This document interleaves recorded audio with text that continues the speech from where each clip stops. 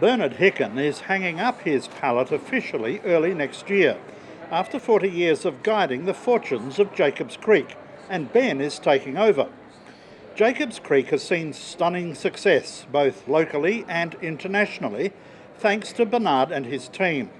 But the best may be yet to come, under Ben Bryant's reign, as he looks to extend the success of Jacobs Creek to China, India, and Asia generally.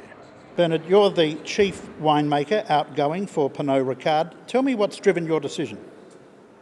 Well, I started back in 1976. In fact, that was the year that we first launched Jacobs Creek. And next January is a milestone for me. I clock up 40 years with Pernod Ricard winemakers, and which is also the 40th anniversary of Jacobs Creek, which will be a huge event. So after 40 years, I think it's time for me just to step back and let our new chief winemaker take over, Ben Bryant.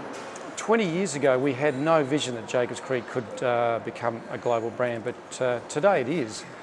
And I think every time I sort of think about that, I get quite chuffed that I've been part of that process. It is a team effort to reach that milestone of having a global brand. But I think that's, for me, one of the great personal achievements that I have been involved in a sort of high energy team that's got Jacobs Creek to be sold to 70 countries around the world. Ben, you're the incoming chief winemaker with big shoes to fill by the looks of things. What is your hopes for Jacobs Creek moving forward? Look, there's absolutely no doubt I have extremely big shoes to fill. From my perspective, and Bernie's just touched on some really key things for us in the future, and one of them is evolving our style to be more contemporary and modern, softer, approachable reds. But I think one of the most exciting stories is growing our home, which is the Barossa, through regional ranges of wines, whether they're Shiraz, Cabernet, Grenache Shiraz, Mourvedre or Mataro blends, and really putting our brand and the Barossa in the context of Jacobs Creek. It's very exciting.